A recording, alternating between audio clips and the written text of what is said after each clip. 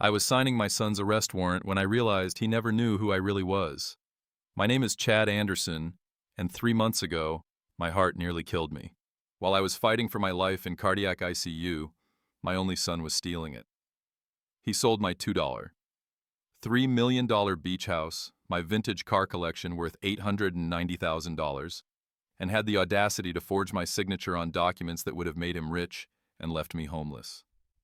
But Brandon made one fatal mistake. He had no idea that Wilson Coastal Properties, the real estate agency handling his brilliant sales, belonged to me.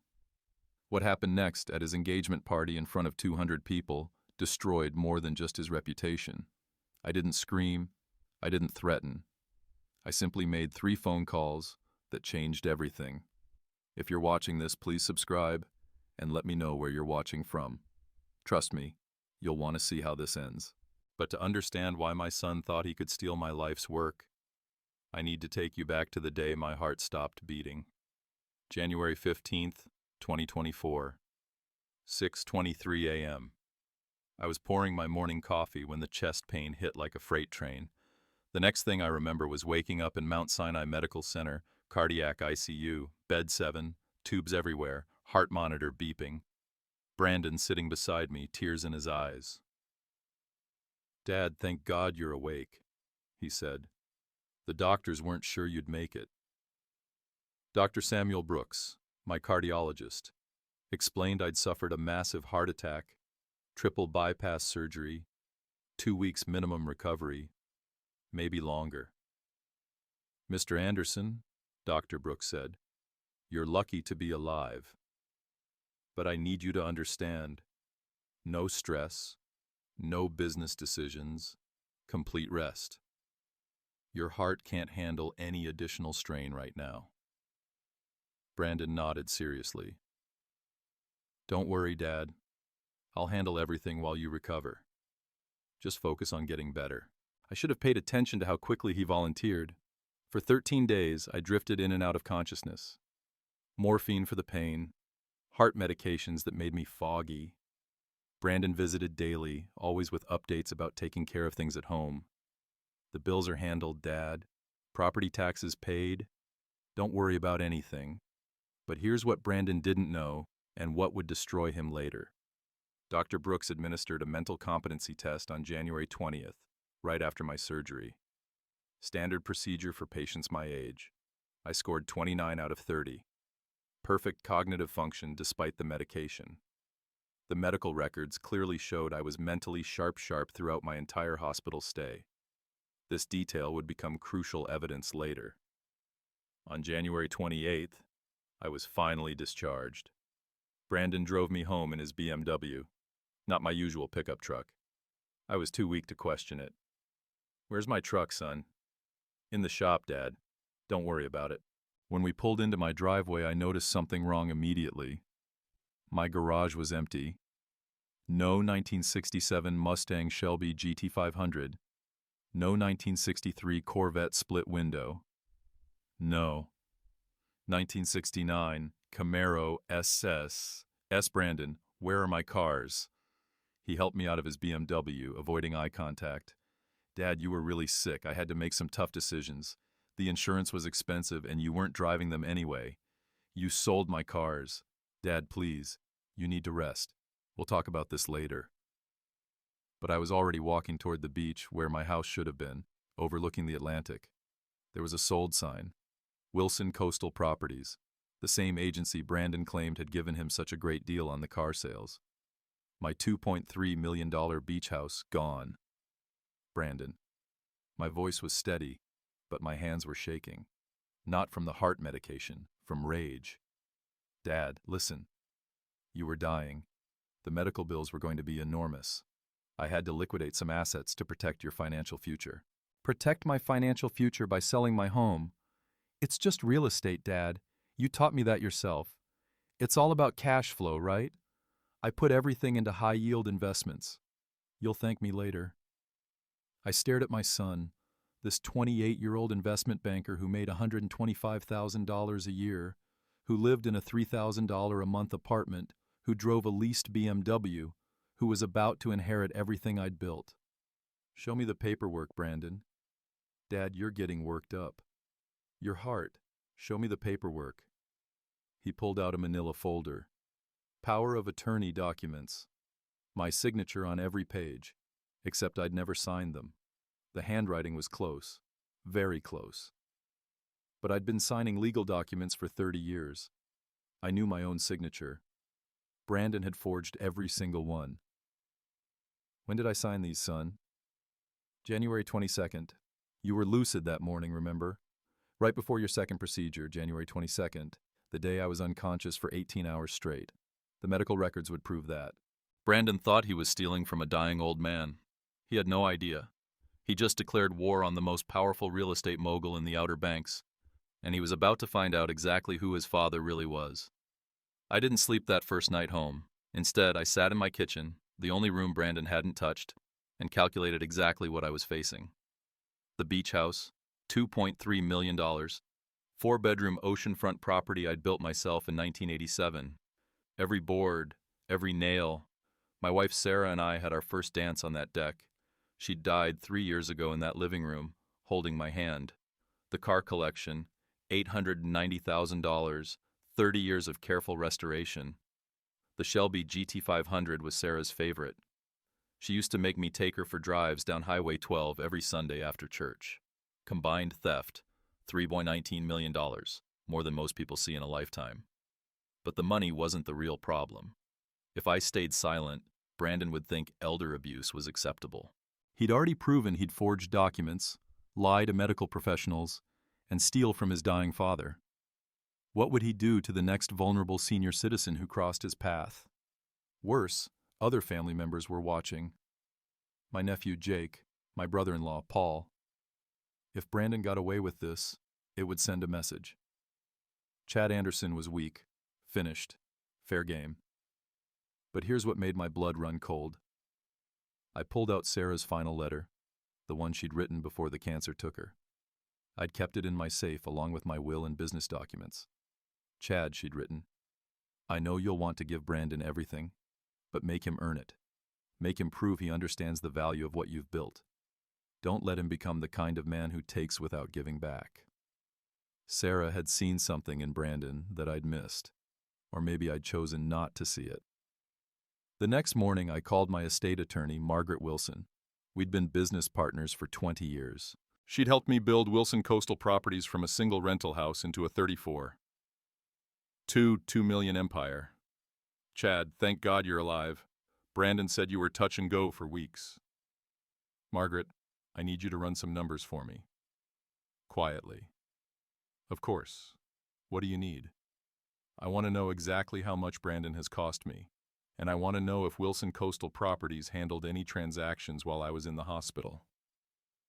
3 hours later, Margaret called back. Her voice was tight. Chad, we need to talk in person now. When she arrived at my kitchen table, she brought a stack of documents 6 in thick. Brandon came to our office on January 22nd. She said, claimed he had power of attorney, wanted to liquidate your non-performing assets to pay medical bills. Did you verify the documents? Our junior associate handled it. Rebecca Martinez. She's new, only 6 months with the firm. Brandon was very convincing. Said you were unconscious. Massive debt from surgery. Insurance wouldn't cover everything. Margaret spread out the papers, sales contracts, transfer documents, commission statements. Chad, Wilson Coastal Properties handled both sales, the house, and the cars. Brandon specifically requested our agency. How much commission did we make?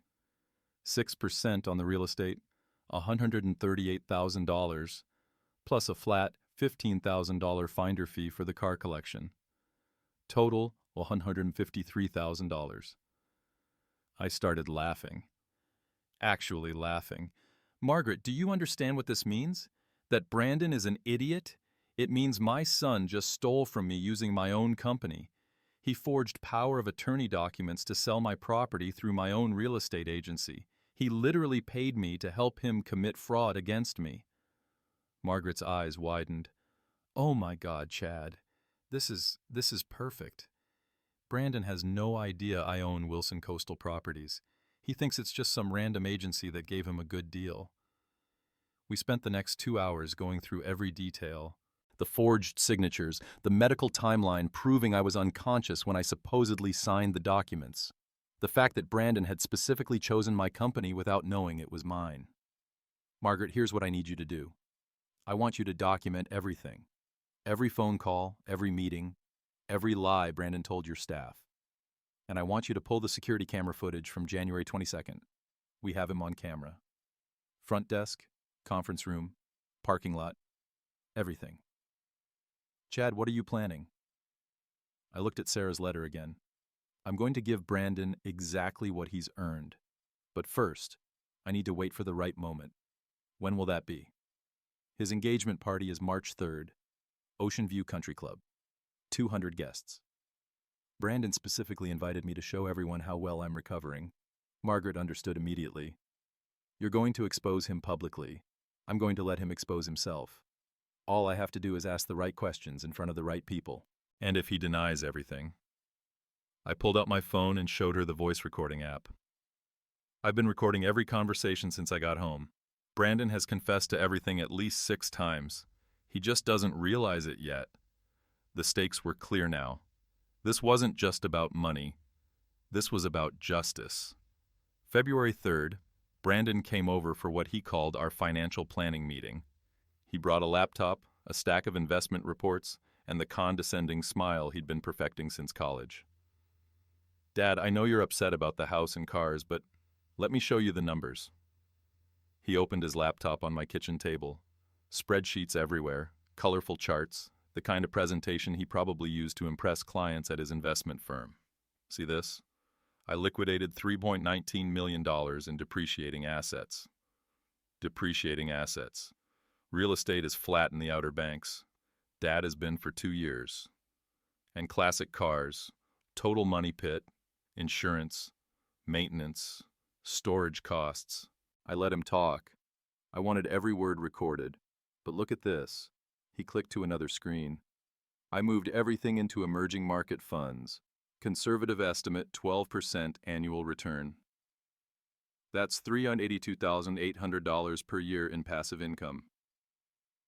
Where's the money now, Brandon? Safe. Diversified portfolio. I opened accounts in your name, obviously. Wells Fargo Private Banking. They specialize in high net W worth recovery situations. Show me the statements. Dad, you don't understand modern investing. It's all digital now. Real-time analytics, algorithmic trading. Your old-school real estate approach is dead. That's when I knew he was lying. Brandon was talking like someone who'd watched too many YouTube videos about day trading. He'd never mentioned algorithmic trading in his life. Brandon, I want to see my money. Dad, please trust me. I'm a professional. You're a loan officer at a regional bank. I'm an investment banker. You process car loans and small business applications. His face flushed. The mask was slipping. Dad, I have a finance degree. I understand markets. You buy old houses and rent them out. That's not investing. That's being a landlord. There it was. The disrespect I'd been waiting for. Brandon, what exactly do you think I do for work? You're retired, Dad. You collect rent checks and complain about tenants. And before I retired, construction, right? You built houses. I almost felt sorry for him. My own son had no idea who I was. How do you think I could afford a $2.3 million beach house on a construction worker's salary? Dad, you inherited Grandpa's money. Everyone knows that. Everyone knows that. My father died broke in 1983. But Brandon had created an entire fantasy about my success. In his mind, I was just a lucky old man who'd inherited wealth and stumbled into real estate. Brandon, show me the bank statements. Dad, you're getting worked up again. Remember what Dr. Brooks said about stress. I'm not stressed. I'm curious. Show me where my $3.19 million is invested. He closed the laptop. I'll email you the reports. Let's talk about your recovery instead. Open the laptop, Brandon. Dad, open it. Fine. He clicked back to the spreadsheets, but I was watching his hands. nervous, trembling slightly. Brandon, these are templates, stock photos from an investment website. What?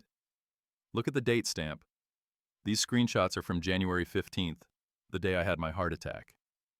Before you sold anything, his face went white. Dad, these are projections, forward-looking analyses. Where's my money, son? Silence. He was staring at the screen like it might give him an answer. Brandon, I'm going to ask you one more time. Where is the $3.19 million from selling my house and cars? It's invested, like I said, in what? Emerging markets. Which markets? Asian development funds. Name one. Dad, why are you interrogating me? I'm trying to help. Name one fund where my money is invested. The Pacific Growth Initiative. I pulled out my phone and Googled Pacific Growth Initiative. No results. Brandon, that fund doesn't exist. It's new. Exclusive access through Wells Fargo Private Banking. Yes, I called Wells Fargo right there. Put it on speaker. Wells Fargo Private Banking. This is Jennifer. How can I help you? Hi, Jennifer. This is Chad Anderson. I'm calling to check on my Pacific Growth Initiative investment. I'm sorry, sir. I'm not familiar with that fund. Can you provide your account number? Brandon grabbed my phone. Sorry, wrong number. He hung up. We stared at each other across the kitchen table, father and son. But I was looking at a stranger. Brandon, you spent it, didn't you? Dad, no. It's complicated. There are holding periods, liquidity restrictions. Dash, you gambled it away. I invested it in what? Your lifestyle, your BMW lease, that engagement ring you can't afford. Dad, please give me 6 months. The markets are volatile right now, but I can get it back. Get it back from where? I made some aggressive positions. High risk, high reward. It's temporary. How much is left? It's not about what's left. It's about potential returns. How much, Brandon, Dad? How much? Maybe $200,000, but that's just cash on hand. The investments are... You lost $3 million in 2 weeks. I didn't lose it. It's tied up in complex financial instruments. I stood up from the table. My heart was pounding, but not from the medical condition. From pure rage. Brandon, you stole my house. You stole my cars. You forged legal documents, and then you gambled away everything I've worked for. Dad, let me explain. Get out. Dad, get out of my house before I call the police. He packed up his laptop. At the door, he turned back. Dad, I was trying to help. You don't understand modern finance. Brandon. Yeah. Your fiance's family owns Mills Maritime, right? Yeah. Why? Just curious. Get out. After he left, I sat in my kitchen and smiled for the first time in weeks. Brandon had just confessed to everything. Fraud, forgery, theft, gambling, all of it recorded.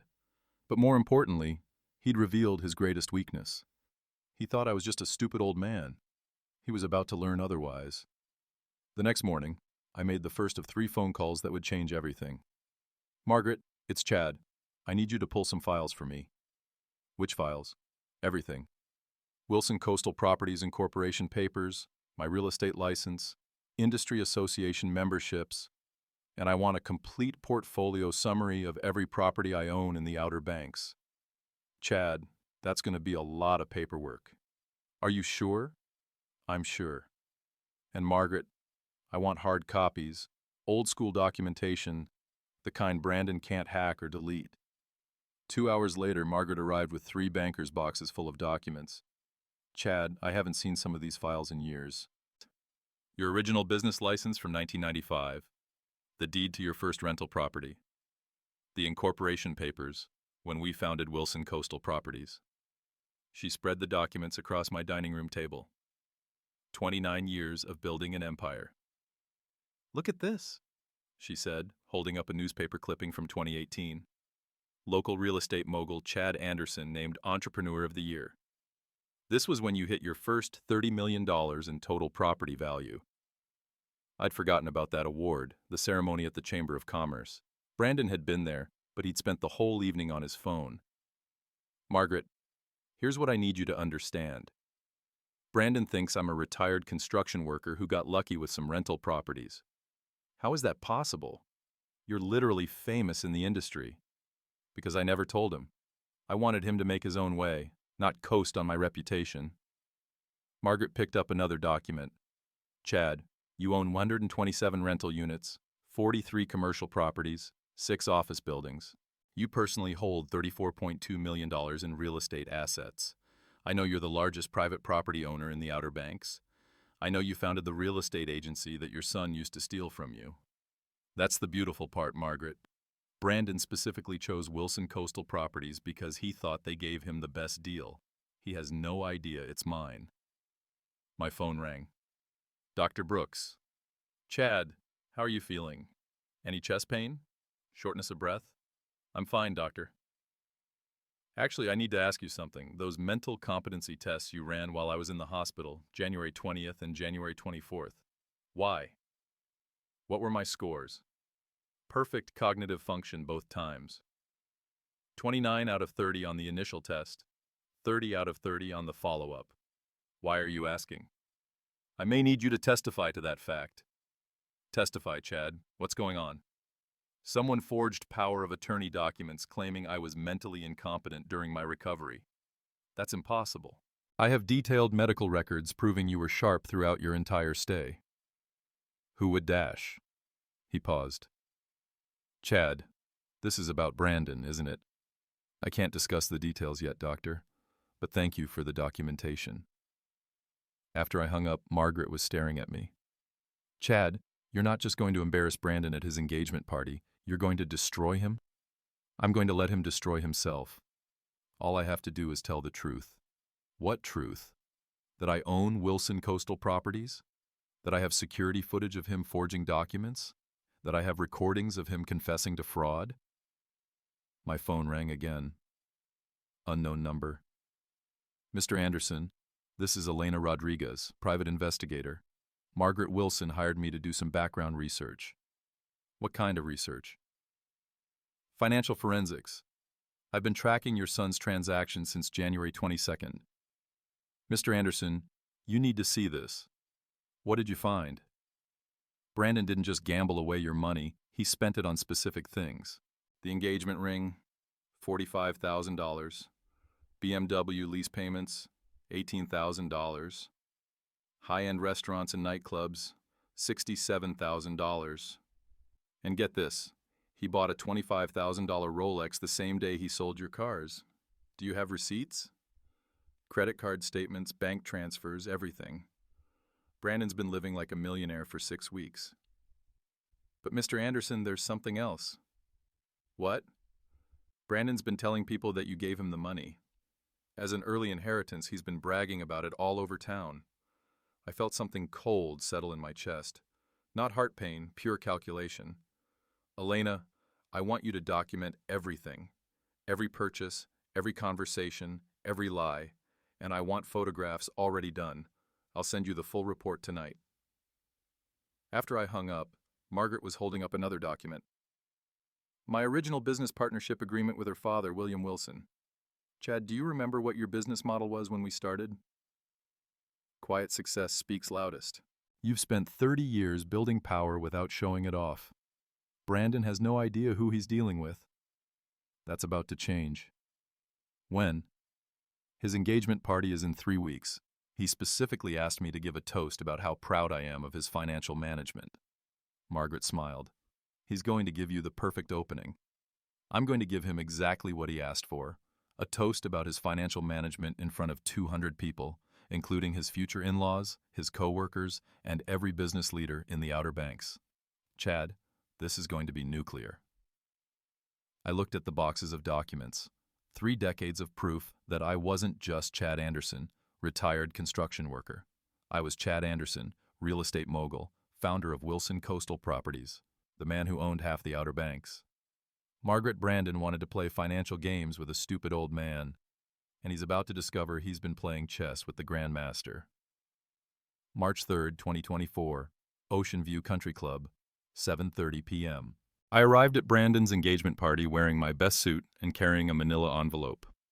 The grand ballroom was elegant crystal chandeliers, white tablecloths, 200 guests, informal wear. Brandon spotted me immediately and rushed over with his fiancée, Catherine Mills. "Dad, you look great. Really recovered well." Catherine smiled politely. "Mr. Anderson, Brandon's told me so much about you. I'm sorry we haven't met properly before now. Please call me Chad. And congratulations on your engagement." "Thank you." Brandon says, "You've been so supportive during his transition into wealth management." Wealth management. That was a new one. Has he? Oh, yes. He told me how you've been teaching him about real estate investing, generational wealth building. It's so wonderful to see a father passing down financial wisdom. I looked at Brandon. He was beaming with pride. Brandon's been very creative with his financial strategies lately. "Dad's being modest," Brandon said. "He's taught me everything I know about maximizing asset value." We were interrupted by Richard Mills, Catherine's father, distinguished gentleman in his 60s, expensive suit, Rolex watch. "Chad Anderson, I've been wanting to meet you." Richard Mills, Mills Maritime. We shook hands. His grip was firm, respectful. "Brandon tells me you're in real estate." Richard continued, "Small-scale stuff, but honest work. I admire that. Small-scale stuff." I glanced at Brandon, who was nodding enthusiastically. "What exactly has Brandon told you about my business?" "Oh, rental properties, some fix and flip projects, keeping busy in retirement. Brandon says you've been very generous helping him understand the fundamentals." "The fundamentals?" "I see." Richard leaned in closer. "Between you and me, Chad, I'm impressed with Brandon's recent success. Not every young man can turn a small inheritance into serious wealth so quickly." "Inheritance. The $3.2 million you gave him. Smart move. Getting him started in high-yield investments while he's young." I felt my jaw tighten. Brandon had told his future father-in-law that I'd given him the money. "Richard, I think there might be some confusion." "Dad," Brandon interrupted quickly, "Catherine's mom wants to meet you." Patricia Mills approached with 2 champagne glasses. Elegant woman, expensive jewelry, the kind of confidence that comes from generational wealth. "Chad, how lovely to meet you. Catherine is absolutely smitten with Brandon, and we're so impressed with how well you've done for yourself." "Thank you, Patricia. Brandon tells me you started with nothing and built a nice little portfolio of rental properties. Very inspiring. Self-made success stories always are." Little portfolio. I was starting to understand Brandon's narrative. He'd painted me as a minor landlord who'd gotten lucky, then generously shared my windfall with him. "Mom," Catherine said. "Brandon was just telling me about the beach house sale." "Smart financial move, right, Dad Anderson?" All eyes turned to me. Brandon's face was hopeful, expectant. The beach house sale was certainly educational. Brandon explained how you decided to liquidate non-performing assets. Patricia continued. "Very sophisticated thinking. Most retirees just hold on to property for sentimental reasons." "Sophisticated thinking," I repeated. "And moving everything into emerging market funds," Richard added. "Brilliant." Brandon clearly learned from the best. I looked around the circle. Brandon's fiancée, her wealthy parents, all of them believing that I was a simple old man who'd stumbled into some money and wisely turned it over to my brilliant son. "Dad," Brandon said, raising his champagne glass. "I know this is informal, but I wanted to thank you publicly for trusting me with your financial future." Other guests began gathering around us. Word was spreading that there was going to be an impromptu toast. "Brandon's been so humble about his success," Catherine announced to the growing crowd. "But his father just gave him over $3 million to manage, and he's already generated incredible returns." Murmurs of approval from the audience. Impressed nods. Someone started clapping. "Speech. Speech," someone called out. Brandon looked at me expectantly. "Dad, would you like to say something about our partnership?" The ballroom was quieting down. All 200 guests turning to look at us. Brandon's moment of triumph. his chance to be publicly praised by his father for his financial genius. Actually, I said, pulling out my phone, I'd love to share something Brandon said to me just last week. I found the recording from our kitchen table conversation and pressed play. Brandon's voice filled the room through the ballroom sound system. Dad, you don't understand modern finance. Your old-school real estate approach is dead. Confused murmurs from the crowd. Brandon's face went pale. I stopped the recording. That was my son explaining why he sold my house and cars without permission while I was recovering from heart surgery. The ballroom went silent. You could hear ice clinking in glasses. Brandon, I continued, my voice calm and clear. Would you like to tell everyone how you generated incredible returns on my money? Dad, please. Would you like to explain how you turned $319 million into $200,000 in 6 weeks? Gasps from the crowd. Catherine grabbed Brandon's arm. Brandon? What is he talking about? Or, I said, reaching into my manila envelope, would you prefer I show everyone the power of attorney documents you forged while I was unconscious in cardiac ICU? I held up the papers, medical records, forged signatures, bank statements. Ladies and gentlemen, I announced to the stunned crowd, my son didn't manage my money, he stole it.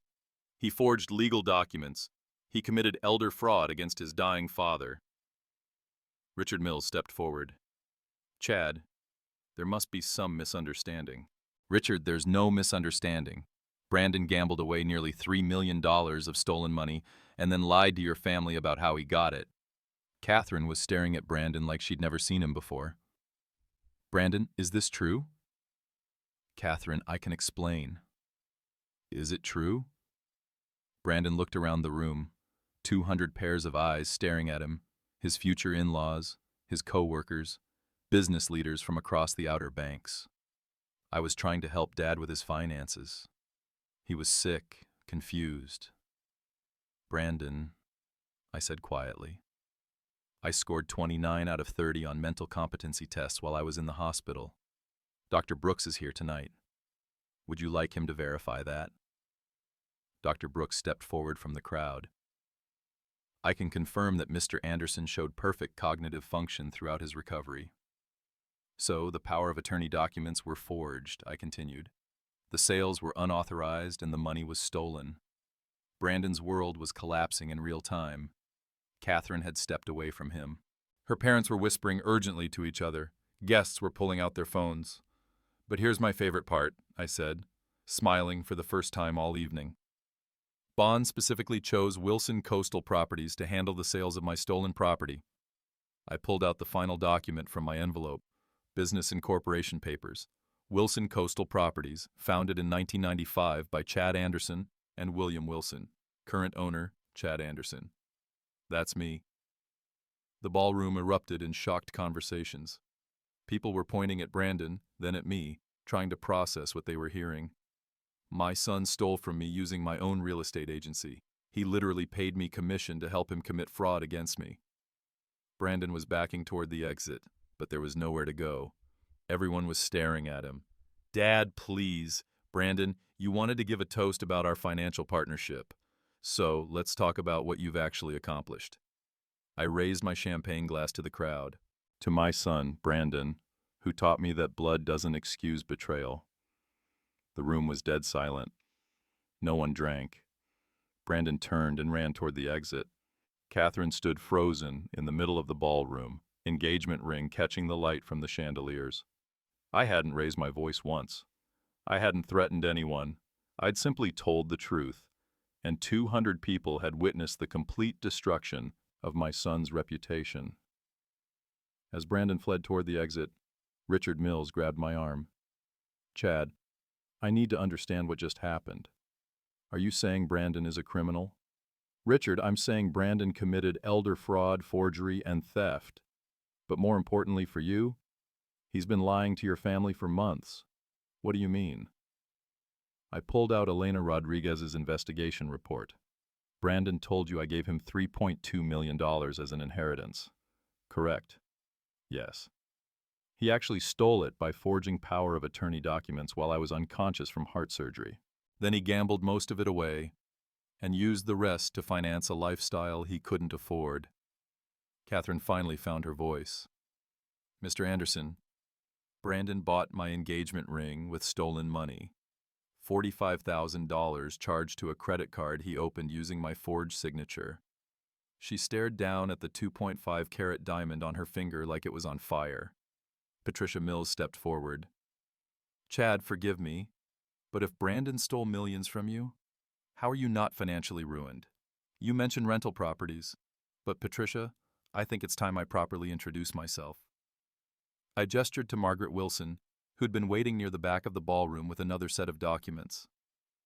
This is Margaret Wilson, my business partner and estate attorney.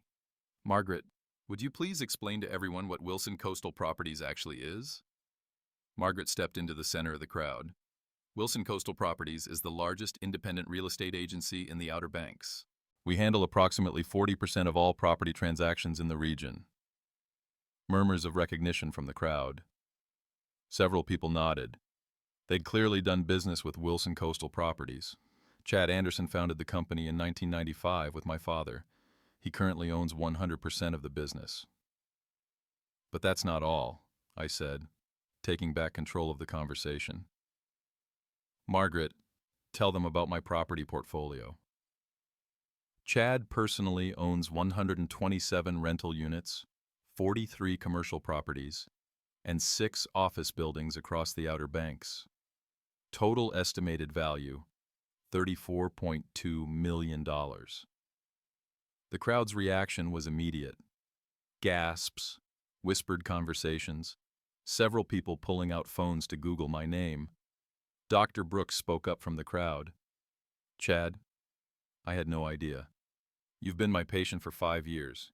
You never mentioned, I don't like to show off, Sam, but sometimes circumstances require clarity.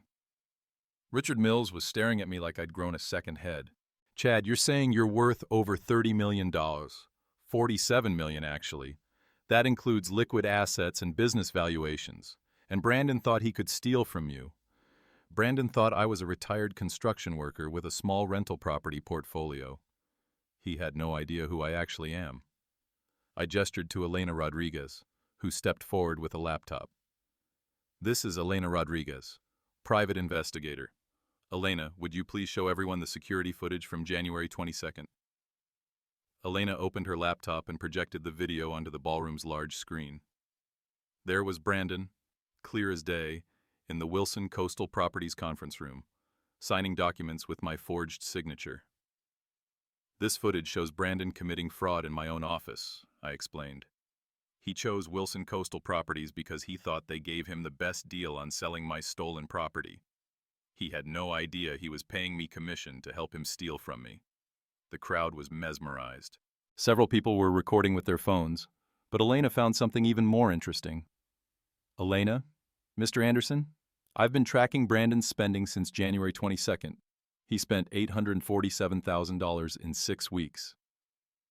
Elena clicked through a slideshow of receipts, the $45,000 engagement ring, the $25,000 Rolex, expensive restaurants, luxury hotels, designer clothes. Brandon has been living like a millionaire, using his father's stolen money while telling everyone that it was a generous gift. Catherine was backing away from where Brandon had been standing, looking nauseated. Richard Mills turned to his wife. Patricia, we need to call our attorney. If Brandon defrauded Chad and he's engaged to our daughter. Richard, I interrupted. There's something else you should know. Brandon specifically mentioned that your family owns Mills Maritime. We do. What does that have to do with anything? I smiled. Margaret, what can you tell us about Mills Maritime's current financial situation? Margaret consulted her notes. Mills Maritime leases their primary office building and warehouse facility from Wilson Coastal Properties. They're currently 3 months behind on rent payments, owing $127,000. Richard's face went white. You're our landlord. I'm your landlord. And if your future son-in-law is a convicted felon, that might affect our business relationship. The implications hit Richard immediately. His daughter was engaged to a criminal who'd been living on stolen money. His family business owed money to the victim of that crime, and the victim happened to be one of the most powerful real estate moguls in the region. Chad, Richard said carefully, what do you want from us? I want the truth. Brandon has been lying to your family, using you to legitimize his stolen wealth. Your victims, too. Catherine finally spoke up. Mr. Anderson, I need to ask you directly. Did Brandon steal from you? Yes. Did he forge legal documents? Yes. Did he lie to my family about how he got the money? Yes. She pulled the engagement ring off her finger and set it on the nearest table. Then this engagement is over. A ripple of approval went through the crowd. Several people started clapping. Patricia Mills approached me. Chad, I am so sorry. We had no idea. Brandon seemed like such a successful young man. Patricia, Brandon is successful. He successfully committed fraud, forgery, and elder abuse. But he made one crucial mistake. What's that? He underestimated his target. Richard Mills extended his hand. Chad, I want to apologize on behalf of our family, and I want to discuss our rent situation privately. We'll get current on our payments immediately. Richard, your family did nothing wrong. You were deceived by a very convincing liar. I turned to address the entire crowd. Ladies and gentlemen, I want to be clear about something. This isn't about revenge. This is about justice. Brandon committed serious crimes and then used this engagement party to publicly celebrate his success at defrauding his dying father. The crowd was hanging on every word. But I want you all to know, I didn't come here to humiliate Brandon. I came here to give him exactly what he asked for. I pulled out a copy of Brandon's invitation to the party. Right here, Brandon wrote, Dad, I'd love for you to give a toast about how proud you are of my financial management skills. I held up the invitation for everyone to see. So tonight, I gave him exactly what he requested, a public toast about his financial management skills. The crowd erupted in laughter and applause. Even Patricia Mills was smiling. And now, I said, I'm going home to call the police. As I walked toward the exit, the crowd parted like the Red Sea. People were patting me on the back, shaking my hand, asking for business cards. For 30 years, I'd built power quietly. Tonight, I'd used it perfectly. Brandon thought he was stealing from a weak old man. Instead, he'd declared war on the most powerful real estate mogul in the Outer Banks, and he'd lost everything in front of 200 witnesses. I drove home in silence, my hands steady on the wheel for the first time in weeks. By the time I pulled into my driveway, my phone was already ringing. Chad, it's Detective Sarah Martinez with the Outer Banks Police Department. We just received a very interesting call from Dr. Brooks about potential elder fraud. Can you come to the station? I'll be there in 20 minutes. At the police station, Detective Martinez was waiting with a stack of forms and a digital recorder. Mr. Anderson, Dr. Brooks gave us a preliminary overview, but I need you to walk me through everything from the beginning. I spent 2 hours providing a detailed statement. The heart attack, the forged power of attorney documents, the unauthorized sales, the gambling losses. I handed over copies of everything: medical records, bank statements, security footage, recorded conversations. Mr. Anderson, this is one of the most thoroughly documented fraud cases I've ever seen. Usually, elder abuse victims don't have this kind of evidence. Detective, I've been building cases in business for 30 years. Documentation is everything. We will need to arrest your son. Are you prepared for that? I'm prepared for justice. This will be a felony charge. Elder fraud, forgery, theft over $50,000. He's looking at serious prison time. How serious? 5 to 10 years minimum, possibly more if he can't pay restitution. I thought about Sarah's letter. Make him prove he understands the value of what you've built. Detective, what happens if he cooperates? If he admits to everything and agrees to pay full restitution, depends on the judge. First offense, family situation, full cooperation, maybe 3 to 5 years with possibility of parole. And if he fights it, then we go to trial with all this evidence and he gets the maximum sentence. 3 hours later, Brandon was arrested at his apartment. Elena Rodriguez had been watching the building since the engagement party, just in case he tried to run. The next morning, local news picked up the story. Investment banker arrested for defrauding father during heart surgery recovery. By noon, it was trending on social media. Brandon's bail was set at $500,000. He couldn't make it. His credit cards were maxed out. His checking account was overdrawn, and his employer had placed him on immediate administrative leave pending investigation. From his jail cell, Brandon called me. "Dad, please. I need help." "Brandon, you need a lawyer. I can't afford a lawyer." "Dad, I made mistakes, but I was trying to help." "Brandon, stop. Every conversation we have is recorded. Don't incriminate yourself further." "Dad, please. I'll pay you back every penny." "With what money?" "I'll figure it out. I'll get a second job, sell everything I own." "Brandon, you own nothing. Your apartment is leased, your BMW is leased, your Rolex is purchased with stolen money, which means it's evidence in a criminal case." Silence on the line. "Dad, what do you want me to do?" "I want you to tell the truth, plead guilty, accept responsibility, and hope the judge shows mercy, and then what? Then you serve your time and start rebuilding your life with honor instead of lies." "Dad, I can't go to prison. My career will be over. My reputation, Brandon, your career was over the moment you forged my signature. Your reputation was over the moment you gambled away stolen money." More silence. "Dad, do you hate me?" That question stopped me cold. My son was sitting in a jail cell facing years in prison, and he wanted to know if I hated him. "Brandon, I love you. I've always loved you. But love doesn't excuse what you did." "I know. Do you? Do you understand that you committed elder abuse against your dying father?" "Yes." "Do you understand that you stole the money I spent 30 years earning?" "Yes." "Do you understand that you lied to Catherine's family to make yourself look successful?" "Yes, Dad." "Yes, I understand everything. Then here's what's going to happen. You're going to plead guilty. You're going to accept full responsibility. You're going to apologize publicly. And you're going to serve whatever sentence the judge gives you. And after that, we'll see if you've learned anything about honor." 2 weeks later, Brandon appeared in court with a public defender. The courtroom was packed. Word had spread throughout the Outer Banks about the case. Judge Patricia Williamson reviewed the evidence. "Mr. Anderson, you've committed serious crimes against a vulnerable family member during a medical crisis. This represents a profound breach of trust and a callous exploitation of your father's condition." Brandon stood silently as she continued. "However, I note that you've accepted full responsibility, pleaded guilty to all charges, and expressed genuine remorse.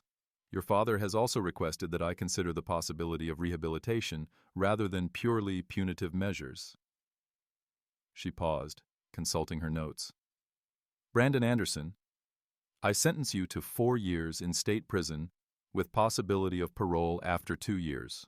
You will also pay for full restitution in the amount of $2,994,000. The difference between what you stole and what remains in recoverable assets." Brandon nodded. No tears, no protests. He'd finally understood the consequences of his actions. As he was led away in handcuffs, he looked back at me one more time. "Dad, yes. I'm sorry for everything." "I know, son. I know." The bailiff escorted him out of the courtroom. My son was going to prison, and I had put him there. But for the first time in months, I felt something I hadn't experienced since Sarah died. Peace. Justice had been served. Brandon would pay for his crimes. And maybe, just maybe, he would emerge from prison as the man I'd always hoped he could become. A man who understood that honor matters more than money. A man who earned respect instead of stealing it. A man worthy of the Anderson name. The news spread like wildfire through the Outer Banks business community. By the end of the week, investment banker defrauds dying father was the lead story in 3 regional newspapers. Brandon's employer, Coastal Community Bank, issued a public statement. "We have terminated Mr. Brandon Anderson's employment effective immediately. We are conducting a full audit of all accounts he managed to ensure no client funds were misappropriated." The bank's investigation revealed that Brandon had been living far beyond his means for over a year, constantly borrowing against future commissions and taking cash advances on credit cards. His colleagues admitted they'd been suspicious of his sudden lifestyle changes but hadn't questioned them.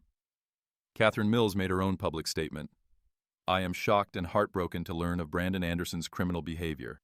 I had no knowledge of his fraudulent activities and have ended our engagement permanently.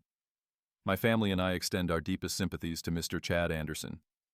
The engagement ring, Rolex watch, and other luxury items purchased with stolen money were seized as evidence and eventually auctioned to help pay restitution. But the most significant reverberations were in the real estate industry itself. James Peterson, president of the Outer Banks Real Estate Association, called me personally. Chad, I owe you an apology. I've been in this business for 20 years, and I had no idea you were the Chad Anderson who founded Wilson Coastal Properties. Most people don't, James. I prefer it that way.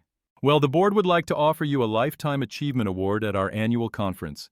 Your story has become legendary overnight. My story, Chad. Every agent in the region is talking about how you handled this situation. You could have destroyed Brandon privately, but you chose justice over revenge. You could have ruined the Mills family for their association with him, but you protected them. You showed real class. Within a month, I was receiving calls from business leaders across North Carolina, real estate developers wanting partnerships, property management companies requesting consulting services, investment firms asking for advice. My quiet empire had suddenly become very public. Margaret Wilson was fielding interview requests from 3 different documentary producers who wanted to tell the story of the real estate mogul's ultimate revenge. Chad, 16 Minutes wants to interview you. So does Dine, and Netflix is talking about optioning your story for a limited series. Margaret, I'm not interested in being famous. I just wanted justice for what Brandon did. I know, but Chad, you've become a symbol for something important. Adult children who exploit their elderly parents. The epidemic of elder fraud. You fought back and won. The legal system took notice too. District Attorney Michael Roberts used our case as the centerpiece of a new elder abuse prosecution initiative. Chad Anderson's case demonstrates that elder fraud can happen to anyone, regardless of wealth or education. But it also shows that victims can seek justice successfully if they document everything and refuse to be intimidated. 3 months after Brandon's sentencing, I received an unexpected visitor. Richard Mills knocked on my door carrying a certified check. Chad, this is our outstanding rent balance plus a 6-month advance. Patricia and I want to make sure our business relationship starts fresh. Richard, that's not necessary. Your family were victims too. Maybe so. But we enabled Brandon's lies by not asking harder questions. We should have wondered how a $125,000 a year bank employee could afford to live like a millionaire. You trusted your daughter's fiancé? That's natural. Chad, can I ask you something? Why didn't you destroy us along with Brandon? You could have evicted our business, ruined our reputation, made us pay for our association with him. I thought about Sarah's letter again. Make him prove he understands the value of what you've built. Richard, Brandon's crimes weren't your fault. I believe in holding people accountable for their own actions, not punishing innocent parties. That's why everyone in town respects you now. You showed real leadership. 6 months later, I received a letter from Brandon in prison. Dad, I've been in counseling here, learning about addiction and financial crimes. I want you to know that I understand now what I took from you. It wasn't just money. It was your trust, your security, and your peace of mind during the worst health crisis of your life. I'm working in the prison library now, helping other inmates with basic financial literacy. It's the first honest work I've done in years. When I get out, I want to spend my life helping people understand the real value of money and the cost of betraying family trust. I know I can't undo what I did, but maybe I can prevent someone else from making the same mistakes. I love you, Dad, and I'm sorry it took prison for me to remember what honor means. I wrote back the same day. Son, honor isn't something you remember. It's something you choose every day for the rest of your life. Come home when you're ready to make that choice. For the first time since Sarah died, I felt hopeful about the future. Brandon was learning the difference between success and accomplishment, and maybe, just maybe, he would come home as the man I'd always hoped he could become. 1 year later, I sat in the same kitchen where Brandon had confessed to stealing my life's work. But everything was different now. Wilson Coastal Properties had expanded into 3 new markets. My property portfolio had grown to $52 million. The engagement party had inadvertently served as the best marketing event in company history. Everyone in the region knew who Chad Anderson was now. But more importantly, I'd learned something about myself. For 30 years, I'd hidden my success from my son, thinking I was teaching him humility. Instead, I'd enabled his delusions and arrogance.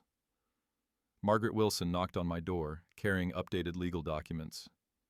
"Chad, your new will is ready for signature." "What's the new distribution?"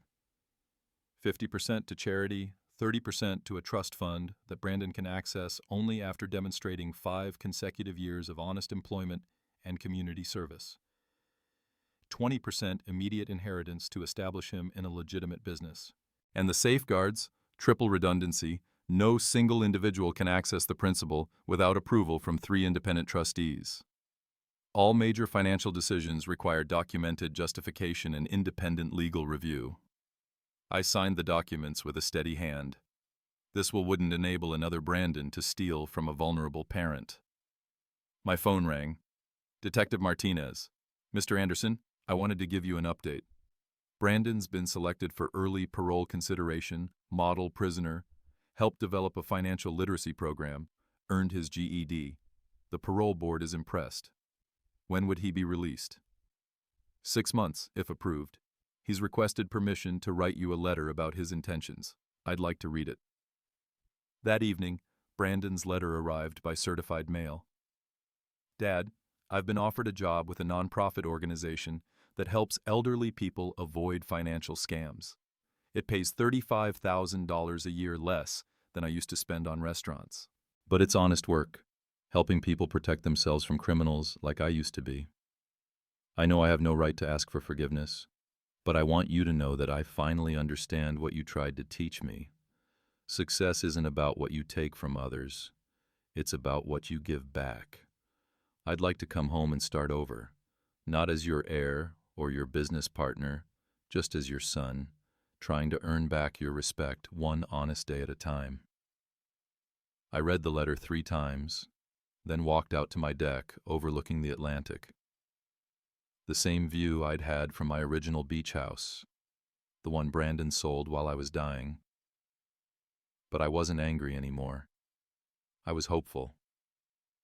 Tomorrow, I would write back to my son. I would tell him that love doesn't require perfection, but respect requires honor. I would tell him that our family's legacy wouldn't be measured by the money we accumulated, but by the principles we lived by. I would tell him to come home when he was ready to be the man Sarah had always believed he could become. And for the first time in 2 years, I believed that day might actually come. The Anderson family would survive this betrayal.